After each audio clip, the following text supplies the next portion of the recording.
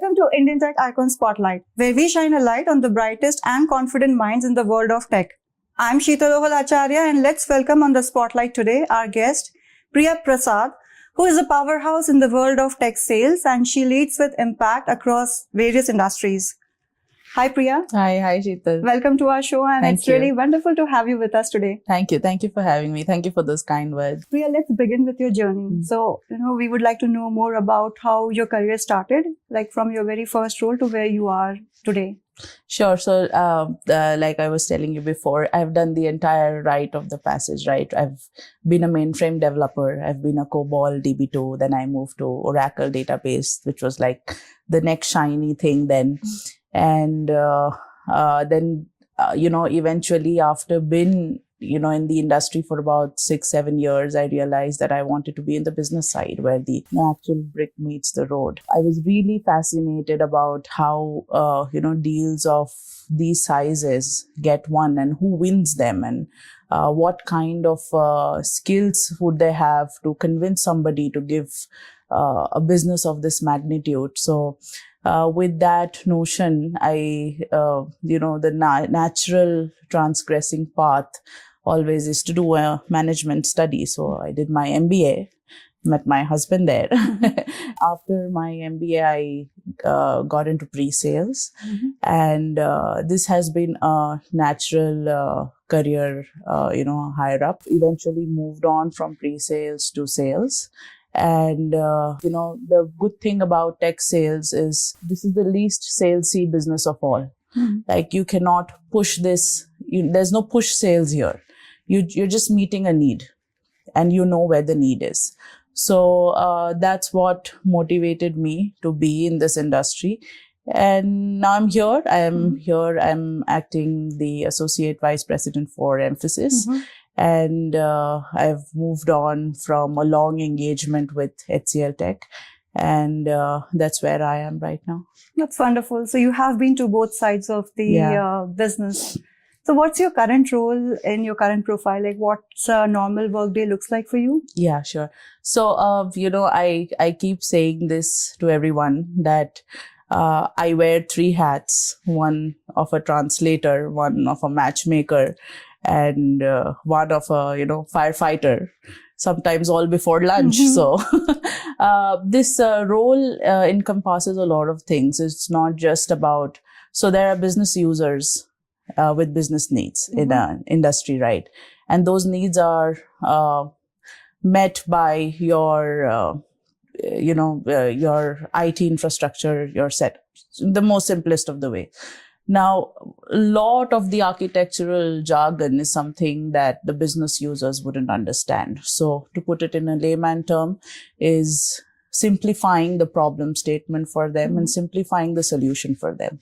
So the job of a translator, right? Then comes the job of a firefighter. So as an account manager, not everything runs smoothly in an account, right? So when things, go farther down south, that's when you have to show up. And that's the most difficult, time to show up because you wouldn't be appreciated for showing up, but you are there. And when you do that consistently, that sort of builds the trust factor in you. And when you keep showing up during times of adversity for a client, that's when they actually trust you as a trusted advisor. So it is a phase, it's a cycle. You have to go through this cycle to become a refined salesperson. And the third thing is that of a matchmaker, right? So in a large IT organization, there are a lot of smart people doing a lot of smart things, right? And normally a customer need does not have a one single, you just match, a SAP module, you just, fix it to your system and this is how this will work, right? It doesn't happen like that. It is a conjunction and interjunction of verticalization, your capability, whether that's, and then tools. So it's an integration of 3 things. and then you sort of bring the best consultants from your company to talk to customers. So that's the job of a matchmaking. So when all these three pieces fit perfectly together for a client, that's when they start giving you that flow of business. So that's what I do on a day-to-day basis. It's difficult because my day does not start at home and end at home. I have to step out a lot. I have to be on the road a lot, and but it is what it is, and I love doing this, so no complaints. Wonderful. Yours is an interesting profile, I would say. Talking about firefighter role, do you do mock fire drills with your team members to keep them motivated? Normally, the team wouldn't have that kind of a time to do, mock fire drills with me. But when, a fire situation comes, and it is an escalatory situation, and, everybody is pissed off. A lot of egos get bruised and brushed, but we try to, manage human beings in that situation, right? Because when the person is managed, the situation is managed. And sometimes I've seen this in a lot of human beings. They fail to manage themselves, their emotions. So that is primary. That is, one thing that I would suggest every professional to have, the capacity of managing their own emotions in times of adversity. But yeah, I don't get that time. But then when this kind of a situation happens, then, it's all, you have to be sharp and on the go, and you have to, do things the right way then. Right. So what's the toughest part being into sales, or rather tech sales? The toughest part is multifolded. It's both personally and professionally. Personally, the toughest part is, so this is a very high performance field, and you have to be, on the road a lot. So personally, that is a challenge because I have kids, right? It's difficult to manage, home with this. But thankfully, I have a great husband, and that is possible for me. Professionally, what is difficult is the time it takes for a client to build that trust on you is it's long. And there's no way to cut down the sales cycle. And sometimes it's a target-oriented field. You have to meet your targets, and showing up matters. So so the difficult part is to build that trust with the client. So, Victor, you talked about trust. So what's more difficult, building up the trust, or kind of convincing them for the solutions that you go with? Once the trust is built, the conviction follows, right? Yeah. So, and they know that we're not doing it for profit. We're doing it for the relationship. We're doing it because we want to keep the business, coming from you. So, Priya, you mentioned you did MBA. You did it in marketing? I did it in marketing, sales, and data analytics. There were two major, one minor. Okay. Yeah. So, what's the difference in doing something which is based on theory, like what you learned, and when you actually get onto the ground? It's a hell and heaven of a difference. So during the only learning that is retained with me is the experiential part of the learning. So during the course, we had to, they have these, they give you these experiential setups, right? Where you have to sell, you have to organize events.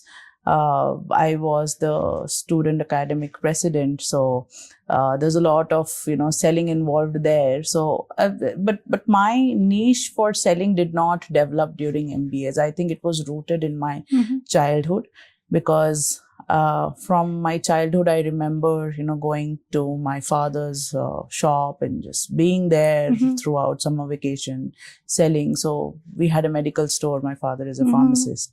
So it really started from there, just observing networking skills, just observing how, people equal to business, relationship equals to business. And it's not, products are there, right? But products sell to people, right? So you have to crack people. So it really began from there. when I was doing my engineering, I founded a clothing firm, and it really did scale up well. But Mhm. because we were partners and we had dispute in our partnership, is why I had to step out. Mhm. And then because there was no other way for me to go, I sat for placement, got into Cognizant. Mhm. So it was more of written in the stars than something that I've Mhm. aspired to be. You mentioned about Mhm. starting up your own business. Mhm. So, what are the experiences Mm. from that you're running your own business, versus like now when you're dealing with a lot of other clients, right, in tech? Yeah, So, it is a lot of grind work and a lot of uncertainty, but you have to have the right, spirit to do it. Mhm. And even though, in a job, there's not much, there's a certain sense of security that you get. That sense of security is not there when you are starting your own thing, or even if you have established it halfway through, that sense of security is not going to come. Because you're always looking for how to expand, and you just keep imploring on that. But here there's a certain sense of stability, but the spirit is what remains the same. Mhm. So if that remains the same, then you're going to equally enjoy both the things. Absolutely. The tech sales, right? If we Mhm. talk about tech sales, it needs a lot of perseverance. It needs a lot of patience. Mm. So how do you always keep yourself like kind of motivated and boosted that, no, this is the day I'm going to just crack a big deal? It's never going to happen in a day. And that is a realization that sort of has come to me over the period of time. It's more about, showing up each day. But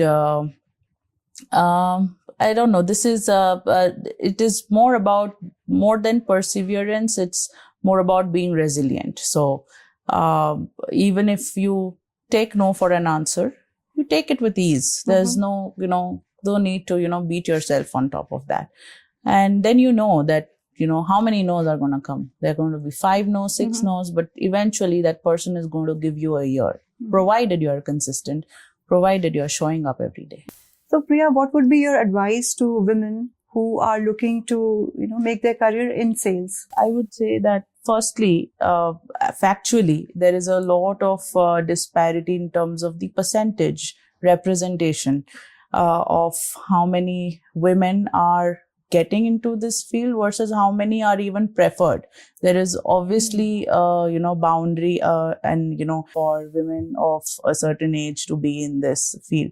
The second thing that I would like to mention is women, we have to first get out of this zone that it is a high performance field. You have to be on the road all the time, so not preferable.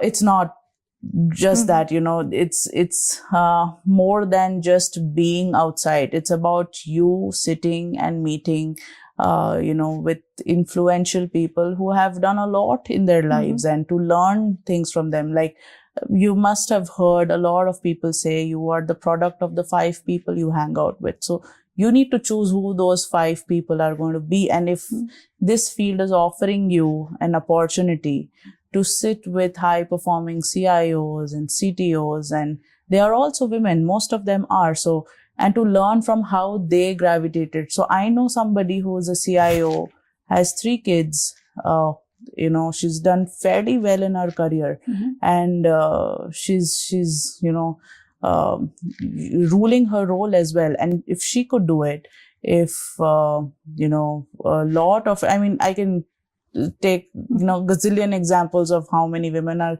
killing it. But as advisory, I would also like to advise their families to be the support system that is needed for somebody to flourish in this role, because a male counterpart would have that coming, very intentionally and naturally.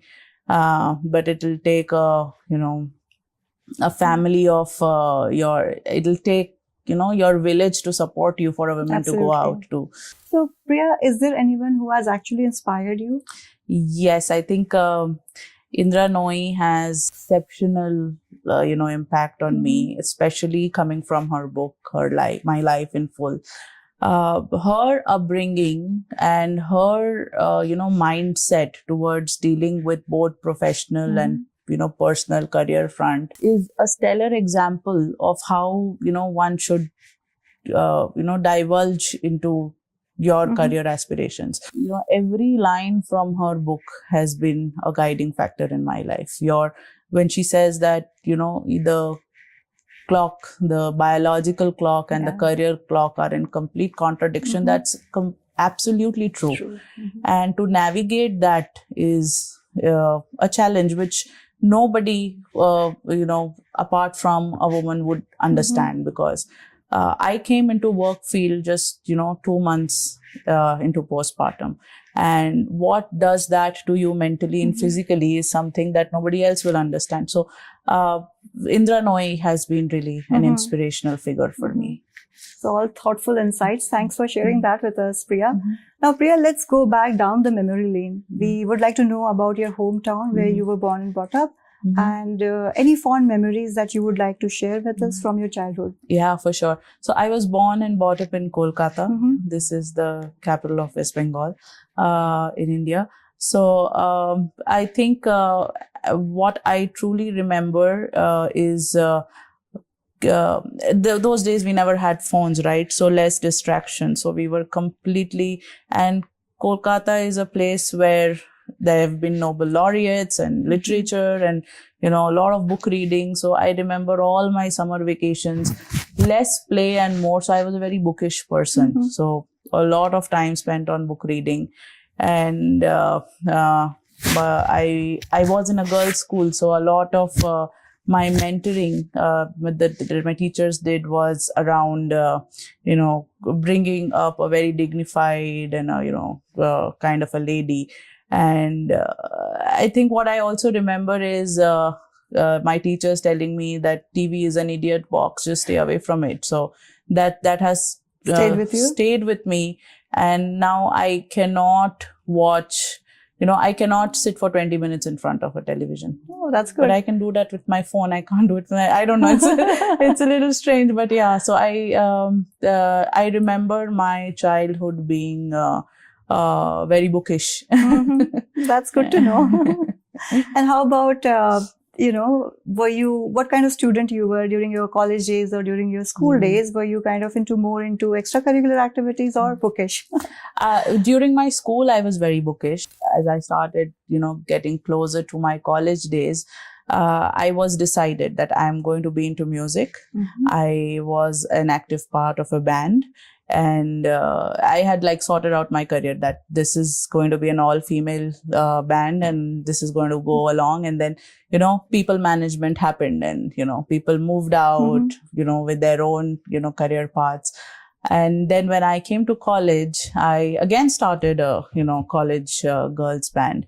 But eventually all of those things don't work out, right? It didn't work out. But my passion for music remains as a hobby. And that is what has continued. So do you sing or you play any music? I play instrument? guitar. Oh, wow. That's very nice.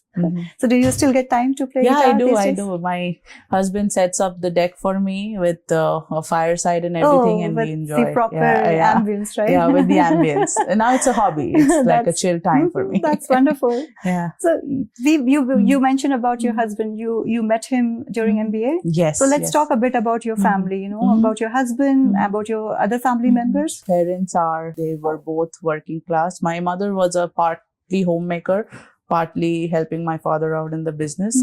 So we have medical stores in Kolkata, still functional.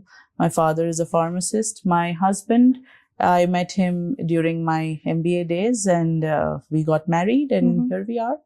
That's wonderful. That's a wonderful love story. Should I ask you more details? You could. I mean, it was a very normal one. I mean, we met in college, fell in love. We got married after college and That's about it. That's a beautiful story. Thanks for sharing that with us. And Priya, it's been like, it's really wonderful meeting you, and really, with the conversation that I'm having, it really feels very natural. So thank you so much for your time. And we're almost nearing end of our lovely discussion. And at the end, we have a round called as the rapid fire round. I'll be asking you some questions like Karan Johar asks. Okay, for sure. Do I get a hamper? I'll get you a hamper if you do well. Okay. Okay. So are you ready? Yeah, for sure. Okay. So your first question, pitch or proposal? What do you enjoy more? Pitch. Okay. CRM, ERP or healthcare, your favorite industry to pitch in? CRM.